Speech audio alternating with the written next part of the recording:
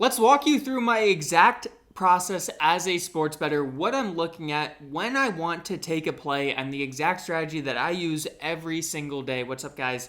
I've got this question a lot. What is my exact process? And I always want to answer it in writing, but it's hard to put everything down, so I'd rather do a visual, performance for you guys on this and show you exactly what I'm looking at. So let's first dive into the picket. Let's see how we're doing on the month.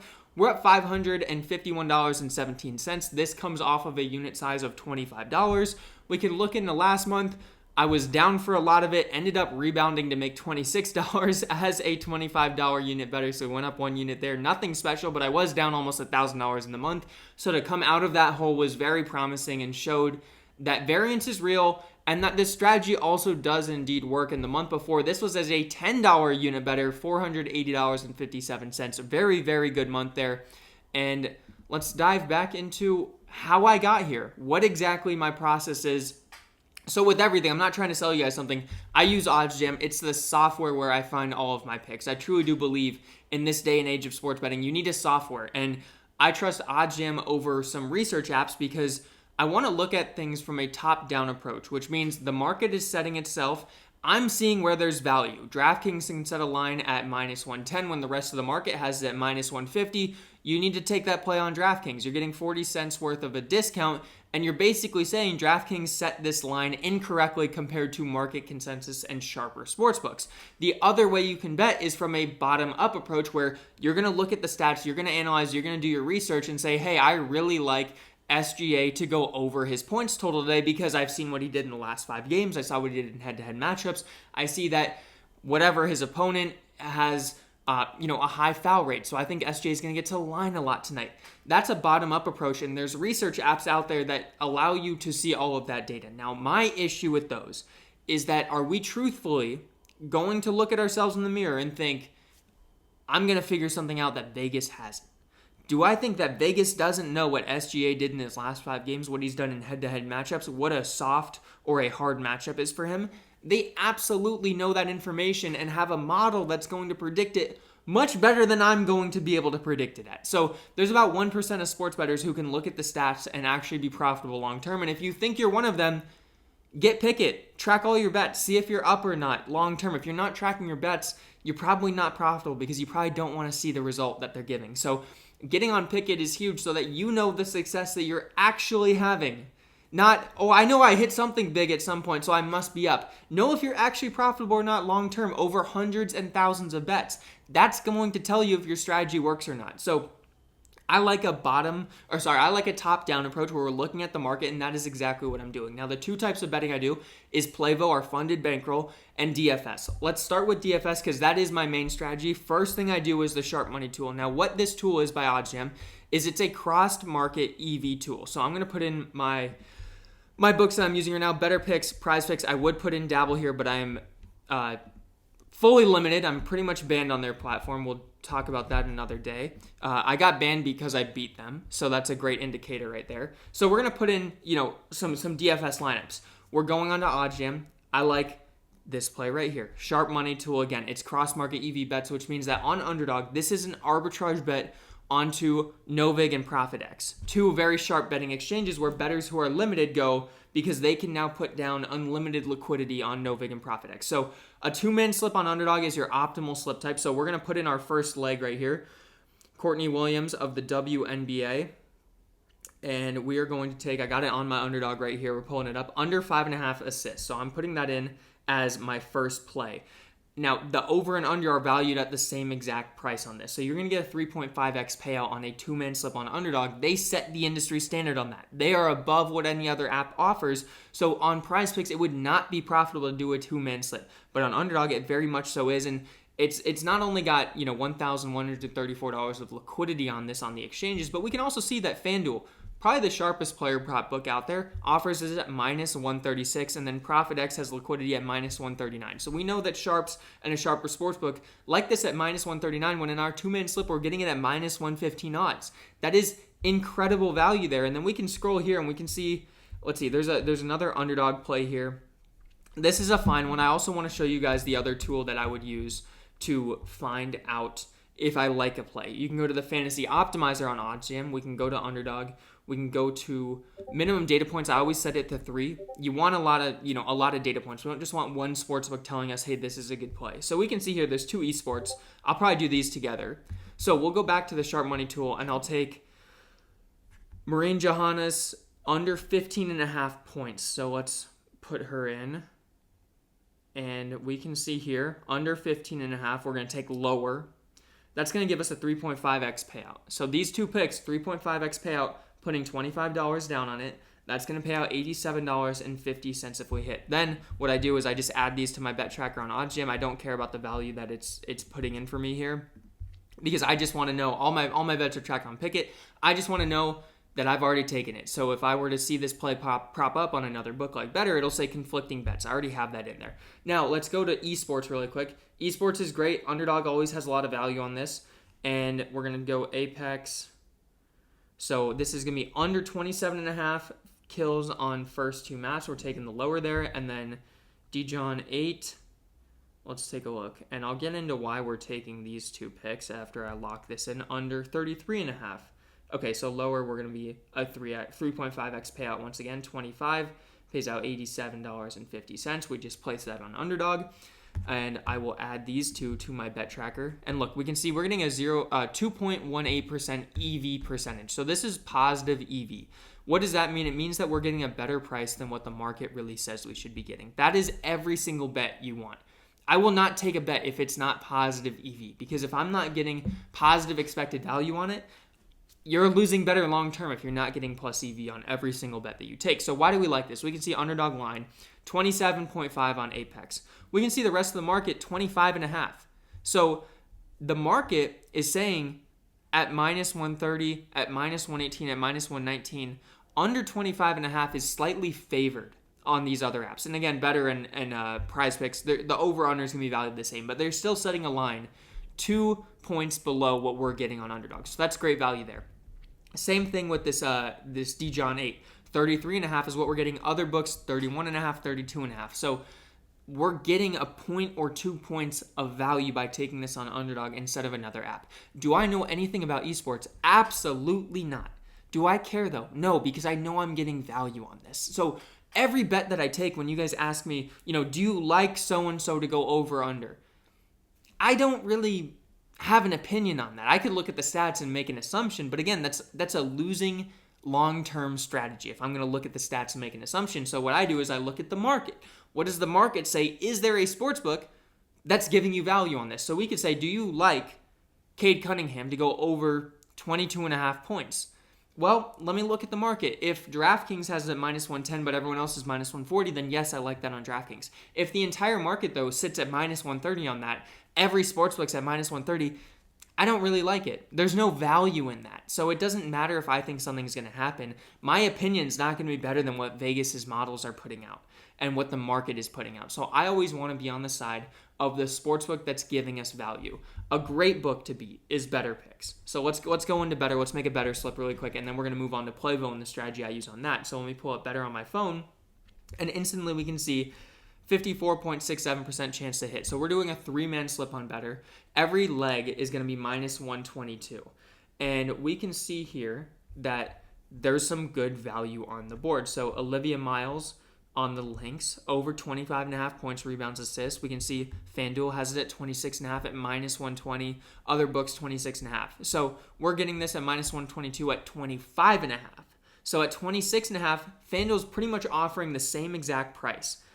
And we're getting a point discount. So we're already getting a better line than what the market should be set at. This should be 26.5 on Better. I would bet by the time I place this slip, it's already bumped to that. So you have to move quick with DFS. I'm going to quickly go back to the Sharp Money tool and just see what value there is on Better right now. We already used Courtney Williams. Scrolling down, we're seeing Eric Fetty over walks. There's only $345 of liquidity on this, so it's not a great Sharp Money time right now. I like to typically see, $700 or above on the Sharp Money tool. And a lot of times, if you're hitting at a time where props just dropped or the market's hot, you'll get a ton of plays from the Sharp Money tool. But right now, we're not seeing that. So we're going to stick with the fantasy optimizers. Stephon Castle, under 30.5 points, rebounds, assists. We're going to take this prop because, let's just type him in really quick. under 30.5. The line is still up there. We're taking this on better because we're getting 30.5 when, again, FanDuel, sharper book sits at 29.5. And then other books have this, slightly juiced, minus 126 on DraftKings, Caesars, minus 127. We see Underdog sitting at 29.5, other books at 29.5. So we're getting a point of value by taking this on better instead of another book. And then we can see Pete Crow Armstrong here. We're going to take him under 1.5 hits, runs, plus RBIs. Reason we're doing that is we can see that on better, we're getting, if this was a 5-man flex, it'd be minus 118. We're getting minus 122 odds. DraftKings, minus 145. Don't care about MGM at minus 115. That just means it's a good bet on MGM. But we're seeing Caesars minus 132, Fliff minus 150, Parlay Play minus 156. So we're getting a very good price compared to the rest of the market.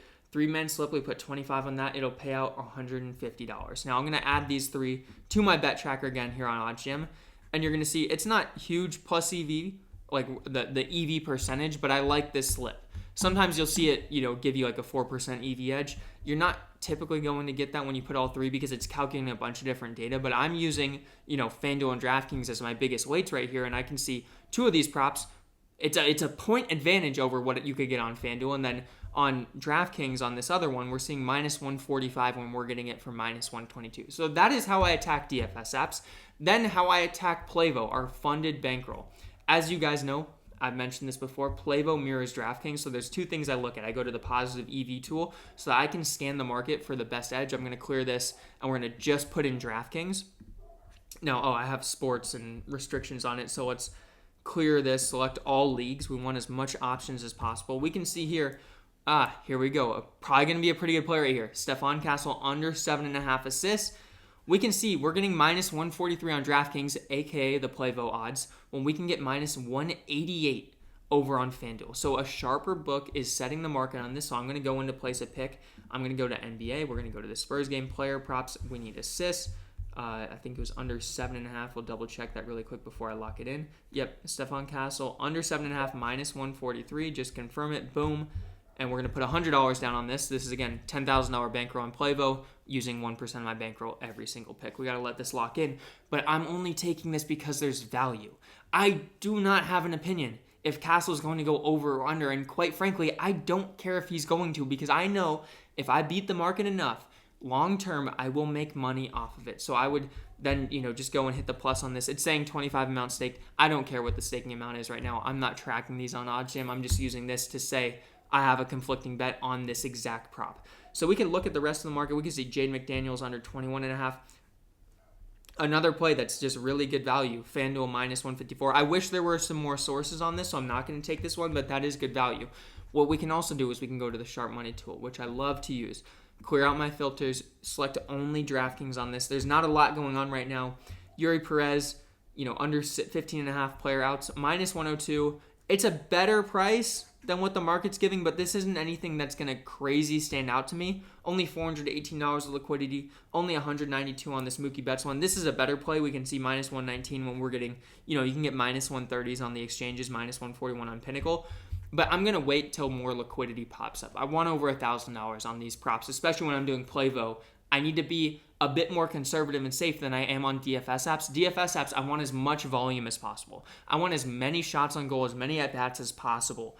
On Playvo, there's a max drawdown. So I could lose the account if I lose too much. If I lose 10% of my max, earnings on that, I can lose the account altogether. So I want to be very selective with what I take, which is why I didn't take this Jade McDaniels one, even though it is a very good prop. Let's refresh again and just see if anything else is popping up. Luke Cornett under 6.5 points, rebounds, assists. Again, it's good value, but I want a little bit better value before I lock anything in. And this is really the process. Positive EV, Sharp Money, Fantasy Optimizer. That's how I've gotten these results. Doing well so far at a $25 bankroll. You don't need to be betting $100 when you start out. Eventually, I hope to be a $100 a unit better. That would mean that $100, 1% of my $10,000 bankroll. So that would mean I need a bankroll of $10,000. And I'm just right now, at this point in my life, not willing to put in $10,000 to sports betting right now. So I'm operating off of a $2,500 bankroll, which is $25 $2,500, one unit is 1% of 2,500. So that's what I'm comfortable risking right now with everything that I need to do in life. So always be smart with what is your gambling budget? What are you okay with? If I lost it all, I will be okay. If I lost $10,000 right now, I would not be okay. So that's where you have to justify what bankroll you're going to put in. And do not put in more than you're willing to lose. And, ideally, we're not looking to lose it all. We're not going to lose it all, but you got to prepare for the worst case when you start gambling. And, make sure that it stays fun for you. Doesn't get to be too big of a stressor in your life. That's when things can turn sour. So set a budget that you're okay. If worst case scenario happened and it all went away, you're okay. Now, we're not going to let it happen because we're only going to risk 1% of our bankroll, and we know if we do this long term, we're going to end up positive. But this, in a nutshell, is how I bet. Every single bet that I take has to have an edge. That is non-negotiable. If it doesn't have an edge, I am absolutely not touching it. Do not bet to just bet recreationally. So when I started out, I used to want to take these alt slips. Oh, I can take the 15 best players in the NBA to all score 15 points. That's got to hit, right? Gives me a 2-to-1 payout at the end of the day. No, it's not going to. Somebody's going to have their worst game of the season. That's just how it works. If you don't have an edge, you're not betting it. That is now what I live by. As somebody who didn't used to do that, just trust me. It is the way to be profitable. And it does take work. You have to get a lot of slips in. You can't just take the one mega max unit play a day. It does not work like that. You have to play the volume game. Let the numbers play out long term. If you have an edge long term, you will make money, and that is what I stand by. So let me know what questions you have off of this, and I will show more demos in the future, depending on what you guys want, what you want to see more of, to help teach you guys how to execute these strategies. And again, we're up, $551 through the first 11 days of May. I'm excited to see if we can keep building this up. Of course, it could dip down. There could be variance, but, can we get $1,000 a month? And if you made $10,000 in a year sports betting, that's really good. And I think the Twitter community and just the gambling community in general makes you think that's not good. If you were doing a $25 unit size and you ended up making $10,000 in a year, that is phenomenal. I mean, that is absolutely excellent.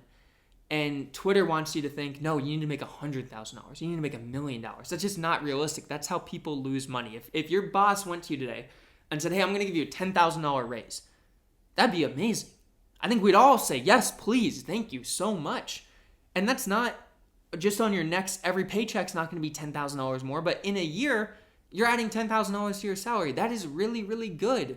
So if you can make that through sports betting smartly, not recreationally, that should be really good. And any amount that you're positive should be a win in your book. If it's $100, if it's $1,000, whatever point you're starting out with, if you're up at the end of the year, that's a good year. Because 99% of people will not be. So we're going to wrap it up with that. I hope this helps you guys. Let me know if this makes sense. What else do you want to see from me? I want to teach you guys the strategy. I don't want to sell picks to anybody. I used to do that. It's stupid. Nobody should be doing that. Everyone should just be teaching each other how to be profitable, how to beat the books. Because at the end of the day, it's us against the books, and we're trying to win. So let me know what questions you guys have. Let me know if this all makes sense. I'm happy to do more videos to explain, the strategies I use. So just let me know. You guys tell me what you want to see, and we'll make it happen.